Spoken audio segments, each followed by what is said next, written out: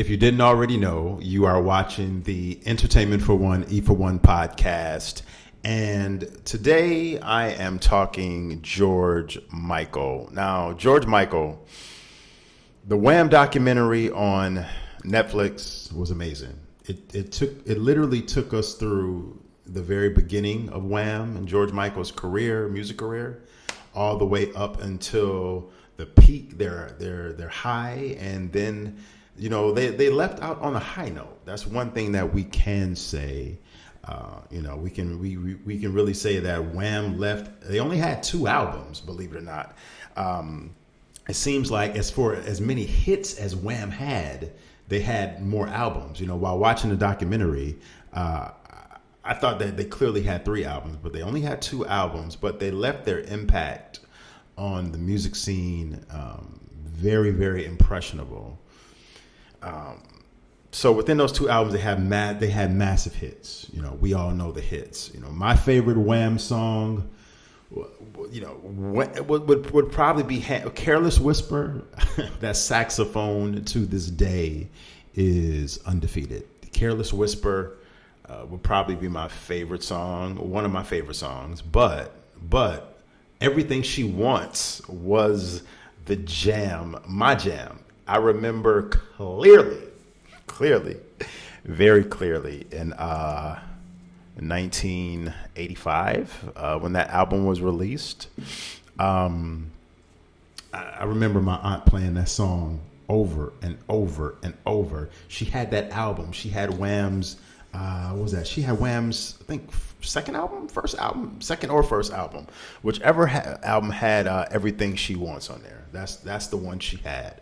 But "Everything She Wants," man, that song right there, that song, I think every man that's of a mature age can relate to that song. That's all I'm gonna say. I'm gonna leave it at that. But to this day, I love that song. And so I didn't really want to, title this video right here, Wham documentary review, because I'm not really doing that. I'm talking about Wham right now, but I want to, just talk a little bit about George Michael, and the impact that he had on music and just his life overall in general. While watching the Wham documentary, I ended up falling down a rabbit hole of George Michael interviews, and also another documentary on YouTube that I found called "The Last Days of George Michael." And this was roughly an hour documentary that it was produced by a British network. And it was an outstanding documentary. It really talked about George Michael's struggles and everything that he had been dealing with. The fact that, and this was even somewhat alluded to in the Wham documentary, but it wasn't until I watched this particular documentary, I think you should check out on YouTube, called "The Last Days of George Michael." I think that's what it's called.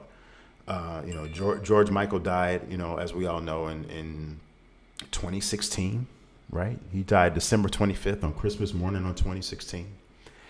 And, it's one of those things that I remember clearly when George Michael died. Clearly I remember. And, for those of you that don't know, you should know, Prince literally died 9 months earlier in, I think it was April. Yeah, Prince died in April of 2016. So within a span of 8 months, we lost 2 legends of 80s pop culture, 80s music, and music in general. The fact that George Michael wrote, produced, arranged pretty much, if not all of his music in his solo career, but the majority of the hits and songs for Wham was amazing. And just the fact that, I was reflecting today, just the fact that we lost Prince and George Michael in the same year is like, wow, that is crazy. But it's just so ironic too, as well, how our, if you grew up in the 80s like I did, our icons of the 80s have pretty much all died, really, if you really think about it. Our mega pop icons of the 1980s have all died within the last 10 years, maybe 12, 13 years. Michael Jackson, and they all died under tragic circumstances. Michael Jackson, Prince, Whitney Houston, and George Michael. The only one that is still around, but she's going through her own transgressions right now and her own life. I don't want to say midlife crisis because she's a woman of elderly age in her 60s. But she's going through some serious things, both visually, mentally, and just health-wise, is Madonna. Madonna was the only one, I want to say the wildest one out of the group, with the whole portrayal and image she had sexually, she portrayed to us. Madonna is the only one that's still standing. Like I said, barely still standing. She just had a health scare about a week ago. She had some kind of infection that put her in the hospital. But, she's gotten so much cosmetic surgery done to her face and her body. She doesn't even look like the Madonna that I love and I grew up loving. But not to talk about that. That's a whole nother video, whole nother subject. But yeah, just the fact that George Michael, like our four biggest icons of the 80s died under the circumstances. They all died under tragic circumstances. That's enough right there to really, that's a lot to take in. But George Michael, and this is what's so, amazing about George Michael is that he really, besides, counting the 2 Wham albums, George Michael's career really, now George Michael was way more of a success, of a megastar in the UK, to the British, because he's from the UK, he's British. So he was like an icon, like he was an icon over here in the States, but over there, he was like a whole nother level. So, his level of success continued after his 2 solo albums over there. Whereas over here in the States, his last few albums, his last 2 or 3 albums he put out really didn't do that great here. They went gold. One went gold selling 500,000 copies. The other one sold like 300,000. So he really didn't have that much success towards the latter part of his career here in the States whatsoever. But his like I said, the 2 Wham albums and his first solo album, Faith, was a monster. Sold 10 million copies. And then, to Listen Without Prejudice Volume 1, which was released in 1990, even though it only sold 2 million copies, it still was a successful album. It had the hit song Freedom 1990 on there. But like I said, then after that, George Michael's career pretty much kind of like started to dwindle a little bit. That's because of a lot of different factors. George Michael, he was going through problems with his record label. So he was going through a bunch of litigation with the label, with Sony, Columbia. So therefore, he refused to promote albums, singles, didn't want to appear in videos. And so Sony was like, you know what, we're going to scale back and pull back promotion for the album. Since you want to sue us and litigate us, we're not going to support you. And I remember George Michael's last hit here in the US that I remember. I mean, he had a modest hit in like 1980. What was it? No, not 1980. He had a modest hit in the late 90s. I want to say like 98. I forget the name of the song. But his last hit, from what I remember clearly, was in 1992, Too Funky. And he just threw that out on a compilation, Red Hot and Dance compilation album, along with 2 other songs. But Too Funky was my jam. That was a hot song. It got heavy rotation on MTV, top 10, 100 Billboard Hot 100 hit here in the U.S. But the biggest thing that derailed George Michael's career here in the States was the litigation. The fact that he was at odds with his record label. And if you think about it, and this is so, Prince, Michael Jackson, and George Michael's careers were literally parallel, because they all ended under tragic circumstances. And then they all, at some point in the 1990s, went head to head in a battle with their record label. And I don't know what they were trying to, obviously they wanted their, money, royalties, whatever. They wanted compensation. But anytime you go, head up with a record label, back in those days, you weren't going to come out necessarily on top, But if you look at Prince, he went to war with his record label, Warner Brothers. That didn't turn out too well for him in the 1990s. His career took a significant dip in the 1990s, mid to late 1990s. You didn't hear from Prince really making significant music again until like the early 2000s. But he had hits here and there. Michael Jackson went to war with his label back in the 1990s, and so did George Michael. So their lives went parallel. All of these men who had money, fame, they just, couldn't hold it together. Even towards the end of their lives, in their 50s, they ended up pretty much all three of them, including Whitney Houston, that makes four, ended up pretty much, even though they didn't technically kill themselves, and they pretty much all committed suicide in ways of whether it was drug abuse, drug overdoses, or something of that nature. Sad. But George Michael, who's to say where his career would have went? He wanted to change up his style after the Faith album because he was being stereotyped as just a pop star. He wanted his music to be taken more seriously. With the Listen Without Prejudice Volume 1, he never came out with a Volume 2. He scrapped that album because everything that was going on with the litigation with the label.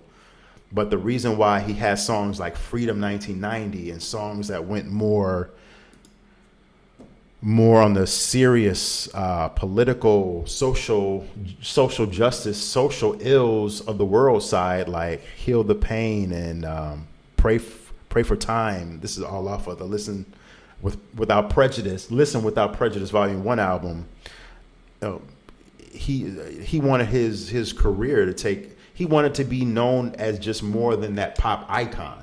He wanted to be known as an artist, sort of like Prince. That's why Prince wrote Slave on his cheek, because he thought that he was a slave for the label.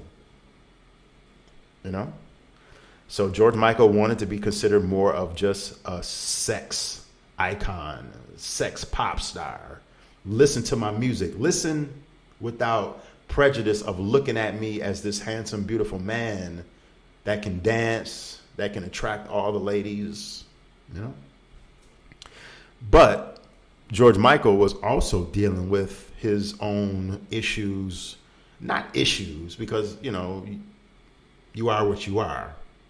But George Michael had identity issues with his own sexuality at the point, because being homosexual in the 1980s, early 1990s, especially here in the States, was really not a welcoming thing in the 1980s. Going into the early 1990s, around that time when George Michael was hugely successful, even though, we all kind of knew that, there were always things said behind the scenes, and, there was always like, quote unquote tabloid rumors of his sexuality or whatever. I mean, it didn't become official. He didn't come out until 1998 when he had an incident in a LA bathroom where he was pretty much being lured, and it was an entrapment situation where a cop pretty much lured him into a situation. A cop was fondling his genitals in front of George Michael's face and invited him to his space. And he was like, flashed his badge, like, hey, you know what, I'm a cop. But hey, like I was thinking earlier, if I met a beautiful woman in a club, and she told me, showed me a little nipple, and she asked me to go into a bathroom with her, would I turn that down? I mean, and then when we get into the bathroom, she says, you know what, I'm gonna arrest you for solicitation of prostitution, because you were trying to have sex with me. But you, lady, lured me into this bathroom. Why am I being arrested? I'm just doing what any other guy would have done. Flip the script. George Michael was doing, this. He got lured into a fucked up situation. He was just doing anything that any person of attraction to the opposite sex, or his case, same sex, would have did. And it turned out it didn't ruin his career, but he just came out. That's something that was unfortunate.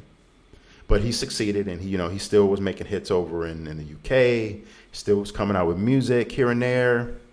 Like I said, his career never really reached those heights again in the States, but music shifts every 5 years. You can't expect someone to be on top after 5-10 years. It just doesn't happen like that. You're lucky to have a good 5 to 10 year run, and George Michael clearly had that. So I just wanted to kind of make this video about him and my thoughts on the whole documentary, the Wham documentary, which I thought was excellent. It was amazing. George Michael, before he died, he was working on his own personal documentary about his life. It was released, and I think it's on Paramount Plus, and it's called George Michael. It's called, if this is the right one, it's called George Michael Freedom. That's what it's called.